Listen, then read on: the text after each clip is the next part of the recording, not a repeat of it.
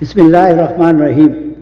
مسئلہ اتنا قرآن شریف کا حفظ کرنا جس سے نماز ادا ہو جائے ہر شخص پہ فرض ہے، اور تمام کلام پاک کا حفظ کرنا فرض کفایہ ہے۔ اگر کوئی بھی الیاذ باللہ حافظ نہ رہے تو تمام مسلمان گناہ گار ہیں، بلکہ زرکشی رحمۃ اللہ سے ملا علی قاری رحمۃ اللہ نے نقل کیا ہے کہ جس شہر یا گاؤں میں کوئی قرآن پاک پڑھنے والا نہ ہو تو سب گناہ گار ہیں۔ اس زمانہ ضلالت و جہالت میں جہاں ہم مسلمانوں میں اور بہت سی دینی امور میں گمراہی پھیل رہی ہے، وہاں ایک عام آوازہ یہ بھی ہے کہ قرآن شریف کے حفظ کرنے کو فضول سمجھا جا رہا ہے، اس کے الفاظ رٹنے کو حماقت بتایا جا رہا ہے،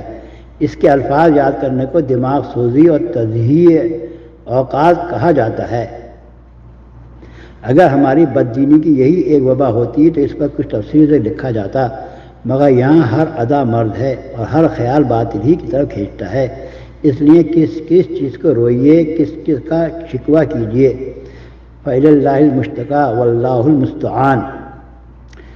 حضرت عثمان رضی اللہ عنہ سے حضور اکرم صلی اللہ علیہ وسلم میں ارشاد منقول ہے، تم میں سب سے بہتر وہ شخص ہے جو قرآن شریف کو سیکھے اور سکھائے۔ حضرت عثمان رضی اللہ عنہ سے حضور اکرم صلی اللہ علیہ وسلم میں ارشاد منقول ہے، تم میں سب سے بہتر وہ شخص ہے جو قرآن شریف کو سیکھے اور سکھائے۔ اکثر کتب میں یہ روایت واو کے ساتھ ہے جس کا ترجمہ لکھا گیا۔ اس صورت میں فضیلت اس شخص کے لیے ہے جو کلام پاک سیکھے اور اس کے بعد دوسرے کو سکھائے، لیکن بعض کتب میں یہ روایت او کے ساتھ وارد ہوئی ہے۔ اس صورت میں بہتری اور فضیلت عام ہوگی کہ خود سیکھے یا دوسرے کو سکھائے، دونوں کے لیے مستقل خیر و بہتری ہے۔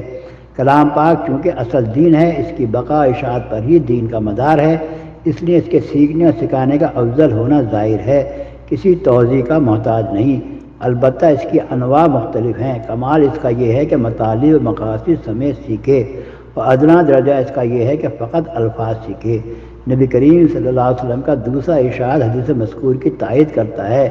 جو سعید بن سلیم رحمۃ اللہ علیہ سے مرسلاً منقول ہے کہ جو شخص قرآن شریف کو حاصل کر لے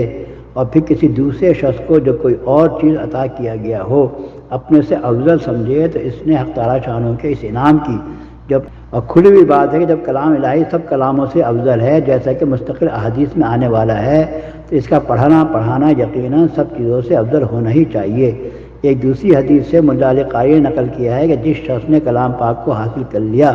اس نے علوم نبوت کو اپنی پیشانی میں جمع کر لیا۔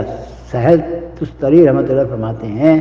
کہ حق تعالیٰ شانوں سے محبت کی علامت یہ ہے کہ اس کے کلام پاک کی محبت دل میں ہو۔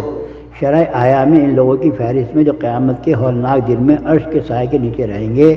ان لوگوں کو بھی شمار کیا ہے جو مسلمانوں کے بچوں کو قرآن کی تعلیم دیتے ہیں، نیز ان لوگوں کو بھی شمار کیا ہے جو بچپن میں قرآن شریف سیکھتے اور بڑے ہو کے اس کی تلاوت کا اہتمام کرتے ہیں۔